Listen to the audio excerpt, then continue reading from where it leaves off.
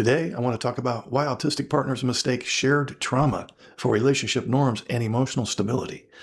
What if the strongest thing holding your relationship together is actually the very thing that's tearing it apart?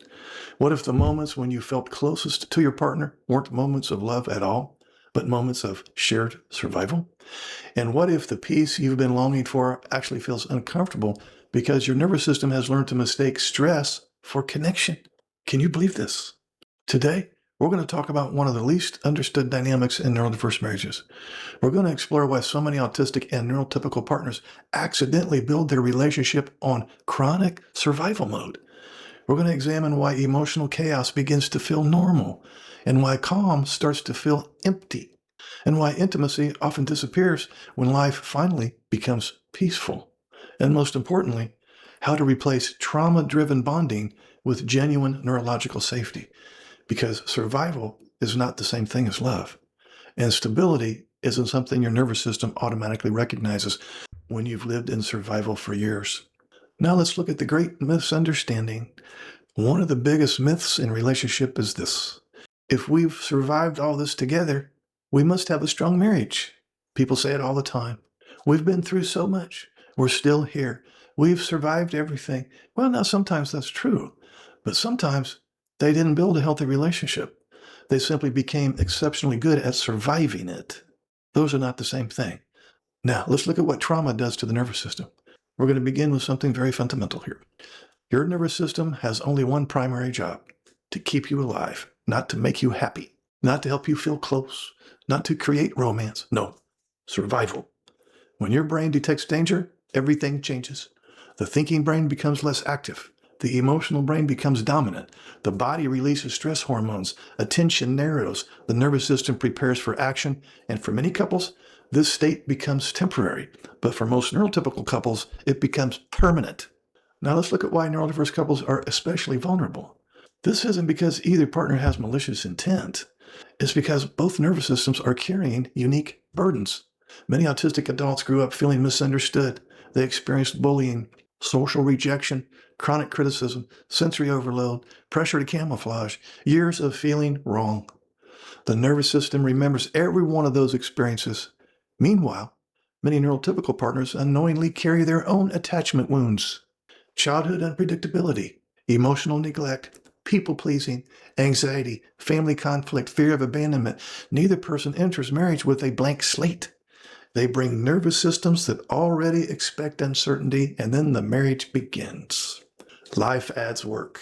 Life adds children.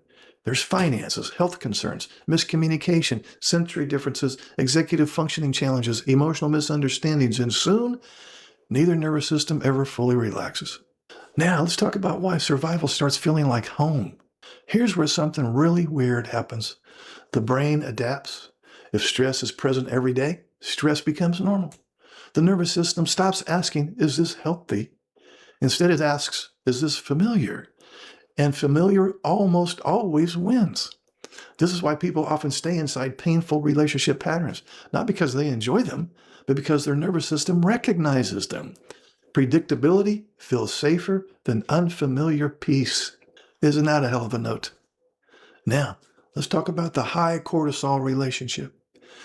Imagine living inside a house where the smoke detector goes off every few hours. At first, you panic. Eventually, you barely notice it.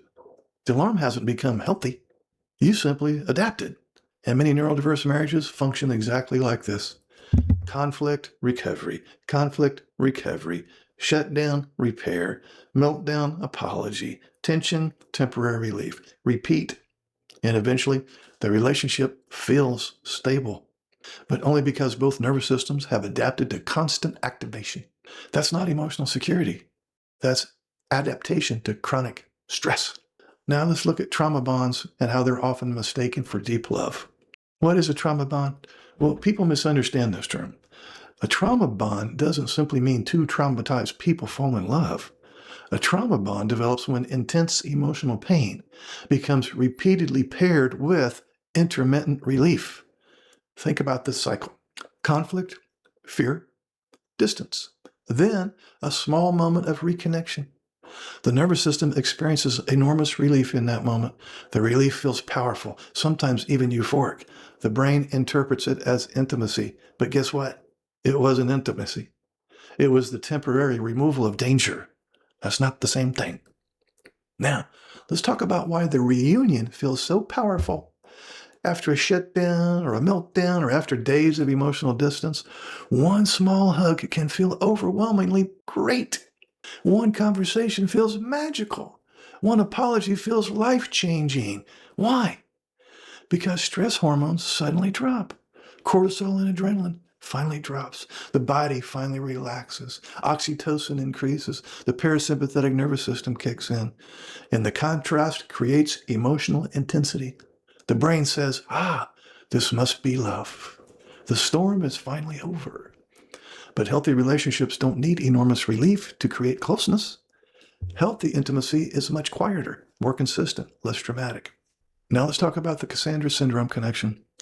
This helps explain something many neurotypical spouses describe. They often say, the good moments are incredible, but they never last. Exactly. Because the relationship keeps cycling between survival and relief. The highs feel extraordinary, only because the lows are so damn painful.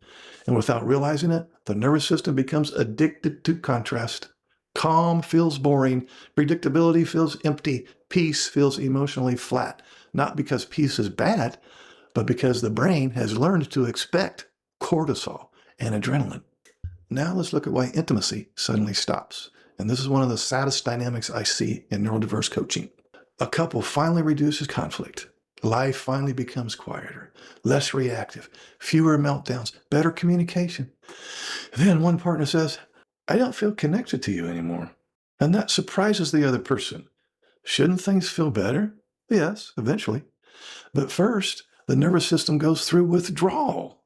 Yes, cortisol and adrenaline can have addictive qualities. Imagine someone who's consumed massive amounts of caffeine every day. And when they stop, normal energy feels like exhaustion. The same thing happens emotionally. After years of cortisol, calm initially feels like emptiness. Peace feels like boredom.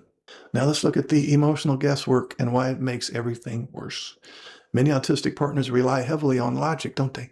And many neurotypical partners rely heavily on emotional inference. Together, both begin guessing. I think you're angry. I assume you're disappointed. You must not love me. I figured you wanted space. Guesswork replaces clarity. And now misinterpretations multiply. Both nervous systems stay vigilant. Hypervigilance becomes the relationship culture. Now, let's look at the autistic partner's experience. Imagine constantly wondering, what emotion am I supposed to have? Or what did I miss? Or why is my NT spouse upset again? Or when did this change? Your brain becomes a detective that never relaxes. Every conversation becomes an investigation. The nervous system never resets. Eventually, withdrawal feels safer than participation. Now, let's look at the neurotypical partner's experience. Imagine constantly wondering, do they love me? Why don't they notice me? Why am I always having to explain my feelings? Why do I feel invisible? So you begin monitoring every interaction, every facial expression, every silence, every delayed response, and soon you become hypervigilant too. Now both nervous systems are scanning for danger. Neither is scanning for connection anymore. Now catch this. Survival is loud. Safety is quiet. Here's something worth remembering. Survival screams. Safety whispers. Survival demands immediate action. Safety allows curiosity. Survival defends. Safety explores. Survival controls. Safety collaborates. Survival keeps score. Safety builds trust. And when couples spend years in survival, guess what? Safety actually feels unfamiliar and in some cases uncomfortable. In many cases, safety actually becomes suspicious. This won't last very long. Now, let's look at the missing ingredient, neurological safety. What is neurological safety? Okay, it's not the absence of problems. It's the consistent experience that my nervous system doesn't have to defend itself in your presence. Think about that. That's not perfection. It's not agreement. It's not constant happiness. No, it's simply my body knows it can relax around you. That's revolutionary. So what does neurological safety actually look like? Okay, neurological safety is predictable. Responses become consistent. Repair becomes reliable. Conflict stays contained. Emotions become understandable. Curiosity replaces accusation. Partners become teammates instead of opponents. The nervous system slowly learns. I don't have to prepare for battle every day. That's healing. That's healing right there, folks. Now let's look at why the transition is so damn uncomfortable. Now here's what surprises many couples. Healing initially feels worse. Why? Because all the emotions that survival suppressed begin resurfacing. Grief, loneliness, fear, shame, regret, exhaustion. Now, none of those emotions mean healing isn't working. They mean your nervous system finally believes it's safe enough to feel them. Now, let's talk about building a new foundation. Instead of asking, well, how do we stop fighting? Ask, how do we become safer? Instead of asking, well, who's right? Ask, what does each nervous system need? Instead of asking, well, how do we fix communication? Ask, what keeps our brains from feeling threatened? Those questions change everything. So on that note, here's a daily practice to build safety. Real neurological safety grows through repetition, not grand gestures. So start with emotional predictability. If you need space, say you'll return, and then return when you said you would. Reliability teaches the nervous system that distance is temporary, not abandonment. Next, practice naming internal experiences instead of assuming your partner knows them. A simple statement like, I'm kind of overwhelmed, not necessarily angry, or I need reassurance right now, not solutions. That reduces guesswork and lowers the threat. Also, develop a shared regulation ritual. That might be a 10-minute evening check-in, a quiet walk after dinner, maybe sitting together with a cup of tea, or just simply holding hands for a few minutes without trying to solve anything. These repeated experiences tell the brain, hey, connection can happen without crisis. Isn't that wonderful? And the last tip here is learn to repair quickly after conflict. Repair doesn't require perfection. No, it requires accountability, curiosity, and a willingness to reconnect before resentment hardens into another layer of survival. And over time, these small, predictable moments become more powerful than dramatic reconciliations because they reshape the nervous system's expectations. Now let's come up with a new definition of love. Perhaps love isn't measured by how much you've survived together. Perhaps it's measured by how safe you allow each other to become. Maybe strength is not enduring endless emotional storms. Maybe strength is creating a relationship where storms no longer define everyday life. The healthiest marriages don't eliminate conflict. They eliminate chronic danger, and that changes everything. Now, if you've recognized your relationship in today's video, don't assume your marriage is screwed. Awareness is the first step towards change. Many neurodiverse couples have unknowingly built their relationship on survival because survival was all either nervous system knew. Now, the encouraging news is that nervous systems can learn. Brains can change. Patterns can be interrupted. Safety can become familiar. And when it does, intimacy no longer depends on crisis. It grows quietly, consistently, and deeply. That's the kind of connection that lasts.